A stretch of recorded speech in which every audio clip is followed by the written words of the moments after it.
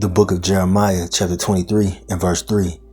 And I will gather the remnant of my flock out of all countries whither I have driven them, and will bring them again to their folds, and they shall be fruitful and increase.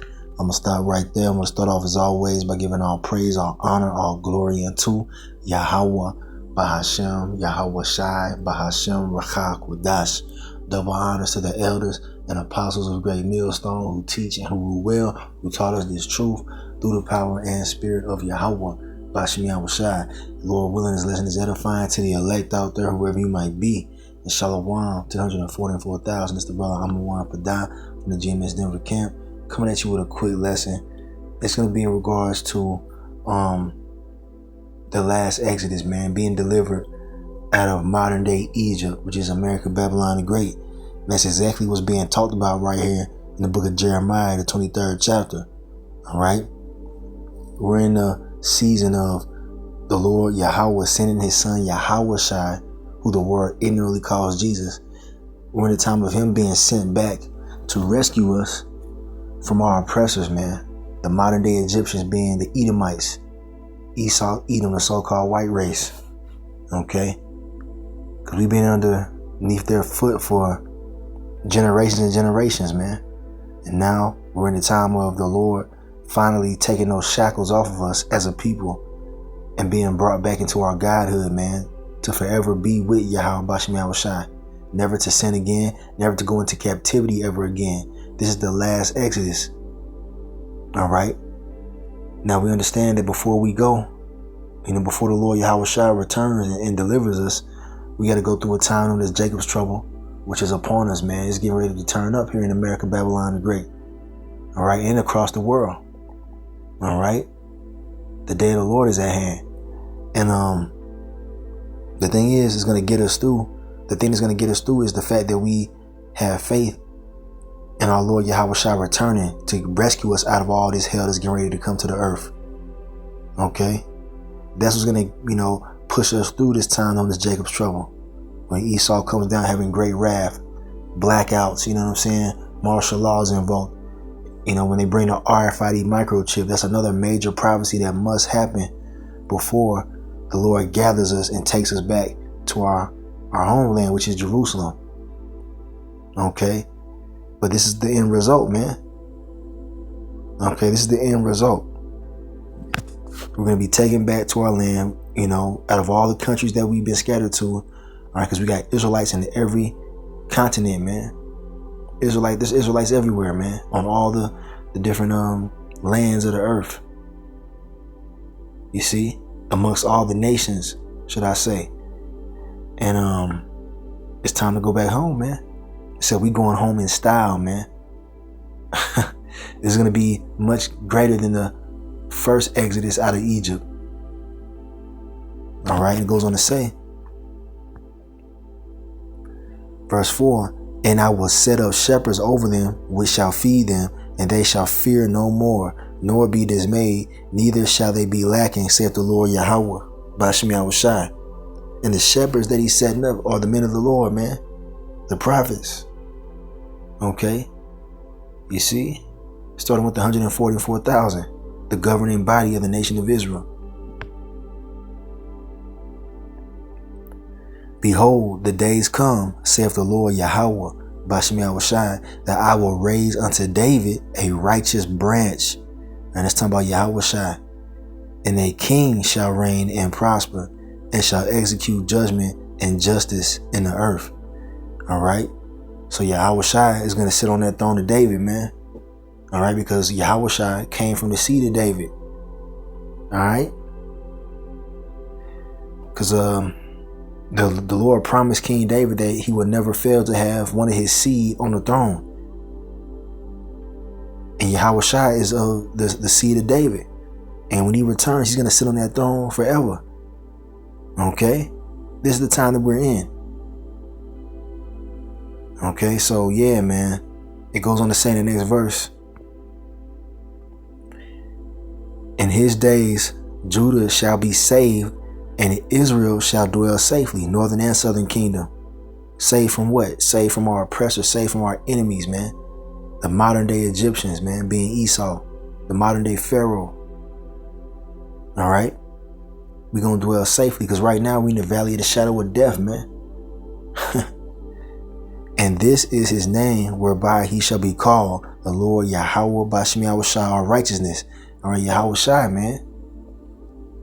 Our righteousness is of him. Okay. As it tells you in Isaiah 54 verse 17.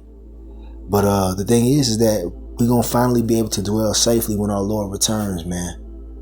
Never to be afraid of any enemies trying to kill us, trying to murder us, poison our foods, and, you know, all the things that we had to go through on this side of captivity. All right. This is what we're anticipating right here. Now check this statement out right here. This is verse 7. It says, therefore, behold, the days come, saith the Lord Yahweh, Bashim Yahushai, that they shall no more say, the Lord Yahweh, Bashim Yahushai liveth, which brought up the children of Israel out of the land of Egypt. So right now, we're still conversing and talking about the deliverance from ancient Egypt, that great deliverance that the Lord wrought for us by way of many miracles, man. Undeniable miracles. Splitting the Red Sea, which is, you know, now today known as the Gulf of Suez. All right. So that we could walk over on dry land. That was a miracle, man, when he drowned the Pharaoh and his army in that sea. Okay. Well, guess what? The prophecy states that this deliverance right now from America is going to overshadow that one, man. So the Lord's about to get busy. We're going to see all kind of miracles being done, man. The Lord said he finna outdo himself. This is the last time he's going to have to deliver us as a nation. It's the last time. So it's going to be spectacular, man, to say the least. We can't even imagine what the Lord going to do in these last days. It's going to be crazy. Okay, so it says, yeah, I'll read it one more time. Therefore, behold, the days come, saith the Lord Yahweh, Bashim Yahushai, that they shall no more say, the Lord Yahweh liveth, which brought up the children of Israel out of the land of Egypt. But the Lord Yahweh, Bashim Yahushai liveth, which brought up and which led the seed of the house of Israel out of the north country and from all countries whither I had driven them, and they shall dwell in their own land. That's what's coming, man. All right. The North Country being what? North America, man. America, Babylon the Great. All right. The Lord is setting the stage to bring forth the greatest deliverance ever seen. It's going to overshadow the first deliverance out of ancient Egypt, man. He's going to take all his people back to the Holy Land. The elect, should I say, the remnant that survived. Okay, Lord willing, we're of that number. We're going to have our bodies changed, man. We're going to be underneath the second covenant. We're going to be immortals. You see? And part of that deliverance is, you know, being taken up into the chariot, man. Being whisked away from the nuclear destruction and devastation that's coming. That's definitely going to overshadow the ancient Egypt deliverance. The Lord's going to actually send his son, Yahushua, to deliver up the elect from the four corners of the earth. They're going to be taken up off of the ground, raised up into what they call a UFO, but we know those are the chariots of the angels, the hosts of heaven. And we're going to be changed in the twinkling of an eye. Let's get that real quick, man. So here we have it right here. All right. 1 Corinthians chapter 15 and verse 50. End time prophecy, right? It says, now this I say, brethren, that flesh and blood cannot inherit the kingdom of the Most High, neither doth corruption inherit incorruption. So it's saying that we can't enter into the kingdom in these defiled bodies, man, that are subject to sin. Because when we go into the kingdom this time, when we, take the kingdom, we're not going to be in these weak bodies, man. We're going to be in bodies that are unable to sin. Those incorruptible, immortal bodies, man, that are waiting on us. The Lord has them already waiting for us, man. All right. He's going to take the spirit out of this body and put it in the new body. You see, that's exactly what's coming. We can't be in the kingdom of heaven, in sinful flesh, man. It says, verse 51, behold, I show you a mystery. we shall not all sleep, but we shall all be changed. You see, we're going to be changed, man. And we don't know what the new bodies look like exactly. All right, but it's going to be way better than the ones we in now, man. And that's an understatement. No more pain, no more disease, no more getting tired, no more, being tempted by sin. None of that shit, man. Okay? Not all of us are going to die, man. Some of us are going to be translated, taken up, and actually literally changed out of this body that we're in now. Okay? Before we enter into the chariot, we're going to be changed in midair, because these bodies can't get into the chariot of the Lord, man. We going to have to be changed, man, and made perfect. All right, verse 52, it says, in a moment, in the twinkling of an eye, at the last trump, all right, the last trumpet, for the trumpet shall sound, and the dead shall be raised incorruptible, and we shall be changed. So all those who, died in the truth, they're going to be raised up and changed as well, man. And their spirits going to be put into new immortal bodies, because the spirit doesn't die, man. It just, the spirit, rests. A lot of times, we go into this when people die. All right. You're just at rest, man. Your spirit is at rest, waiting to be brought back. All right. It's called reincarnation or regeneration. Except this time, the Israelites that died, who are asleep in the spirit, they're going to be brought back into those new immortal bodies, man. Never to die again. Some of us have been born for the last time that are on this earth right now. All right. We've been born of a woman for the last time. Okay. So, Lord willing, we'd be the elect. Now, yeah, man, that's heavy. That's something that shouldn't be glossed over, man. Imagine how amazing those new bodies are going to feel. All right. Super, heightened abilities. You know what I'm saying? One thing I'm looking forward to is never being tired again, man. I hate being tired. I'm tired right now. Had a long, long day at the plantation. And that's going to be a thing of the past too. No more going to these damn jobs, man. We going to be running the show. We going to have heathen working for us. You see? Building up our kingdom. Restoring the earth, man. That's what we going to be doing. We going to be overseeing all that, man. That's what's coming. All right, next verse 53. It says, for this corruptible must put on incorruption, and this mortal must put on immortality. There it is, right there. It's prophesied. This is the will of Yahweh Bashem Yahushua for the nation of Israel. It's only for the nation of Israel. The other nations, they're not going to receive those immortal bodies underneath the second covenant.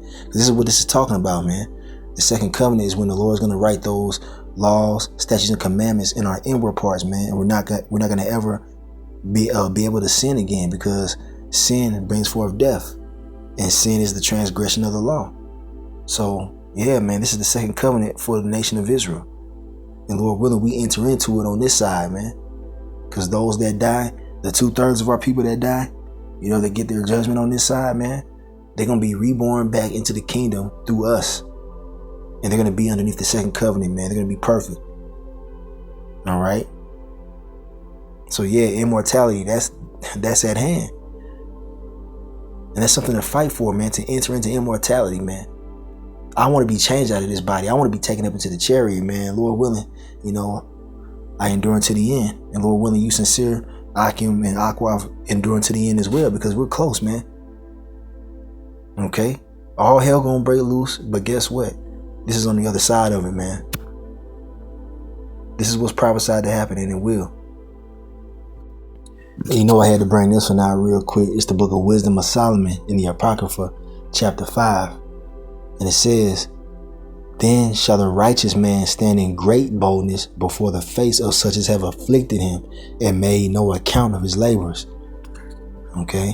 When they see it, they shall be troubled with terrible fear, and shall be amazed at the strangeness of his salvation, so far beyond all that they look for. Check this out, man. So the elect, the ones who the whole world thought was bugged out, they thought we were crazy. All right, Lord willing, we'll that number. They thought that, we didn't have the truth. They didn't think the Lord was really dealing with us. All right. They're going to see in that day when we're being taken up and we're being changed into those new immortal bodies. All right. Being brought up into the so-called UFO, the chariot of Yahweh Shai. All right. They're going to be troubled. They're going to be shocked and amazed. You know, because what we're talking about right now seems crazy to them. But it's right here in the scriptures, man. All right. The Lord is going to do amazing miracles in these last days. And, you know, the main one is delivering his elect, man. And all the people that doubted and was scoffing and mocking while they're being burned up in that thermonuclear fire, they're going to be looking up and seeing us being saved, man. It's going to be a strange sight to see. All right. It's going to be out of this world, in other words.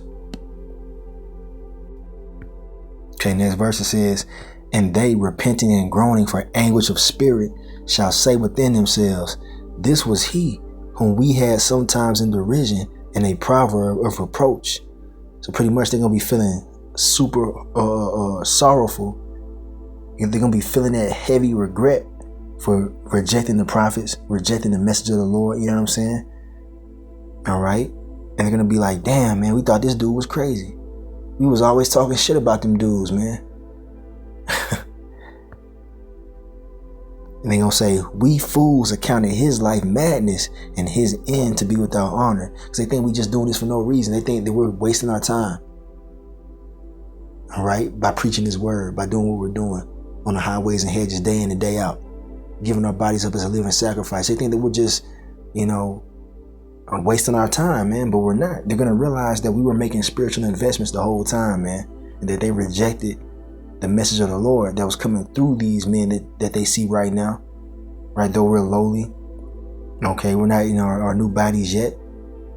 We haven't been, you know, glorified yet, man. And it's going to happen after Yahweh Shai gets his glory. But thing is, they're going to see it eventually, man. They're going to realize that they live their life without honor. They're going to say this too. How is he numbered among the children of the Most High, and his lot is among the saints? That's right, man. They're going to realize that those men that they were scoffing and mocking at were the prophets of old, man. Those are the prophets that were following Yahweh Shai from the beginning, man. The Alahayim, 144,000. Okay. And the remnant, you know, the men, women, and children who are going to be saved as well. All right, they're going to have a certain glory on them as well, man, because they're going to be able to say, hey, we're the ones that the Lord took up into the chariot and saved us, man. And you know what? Can't nobody ever take that from you. That's forever, man. You see? So this is a big deal. And we're on the brink of this happening. The last Exodus, man. It's going to overshadow the one that took place in Egypt. Now I want to give one more account that goes into this and we'll get ready to close it. All right, so this is Jeremiah 31 and verse 7. It says, for thus saith the Lord Yahweh, Bashem Yahushai, sing with gladness for Jacob, Jacob being the 12 tribes of Israel, and shout among the chief of the nations, publish ye, praise ye, and say, O Yahweh, Bashem Yahushai, save thy people, the remnant of Israel. The remnant are who? The elect. All right, the chosen out of our nation, man, who are predestined for salvation. We're calling for the Lord to save us, man, from this hell that we in. Behold, I will bring them from the north country. You see, there it is again. And gather them from the coast of the earth, and with them the blind and the lame, the woman with child, and her that travaileth with child together. A great company shall return thither. Talking about how the Lord's going to bring us back into our land. He's going to rescue men, women, and children that are of the elect. Okay? Pregnant women are going to be saved, man. So it's going to be spectacular. This is going to be on a whole nother level, man. This is why it's important to believe in Yahweh Bashem Yahushai, because it tells you that through faith are we saved, man. The elect are going to have that faith. That remnant is going to have the faith that it takes to be saved, man. All right, because all the unfaithful shall die in their unfaithfulness, as the scriptures tell you. I believe that's 2 Ezra 15, if I'm not mistaken. Okay. So it's important to keep the faith, man, no matter what's going on around us, because that deliverance is coming. All right, it's coming for the remnant, and Lord willing, we're of that number. So yeah, man, it's going to show you the power of Yahweh Shem Yahushua. He's going to be able to deliver pregnant women and little babies, man. Old men, old women, teenagers, toddlers, you know what I'm saying? If they're of the elect, they're going to be delivered, man. And can't nobody stop that. So get ready for the last Exodus, man, the second and last Exodus of the nation of Israel. And the Lord has us alive in this time to experience it, man. Lord willing, we endure unto the end. All right. So keep this in mind, man. I want to end this lesson right here. I want to give all praise, honor, and glory unto Yahweh, Bahashem, Yahweh Shai, Bahashem Rachak Wadash. Double honors to the elders and apostles of Great Millstone who teach and who rule well, who taught us this truth through the power and spirit of Yahweh, Bahashem Yahweh Shai. A Kwam Yasharahla in the Bible Ball. Shalom.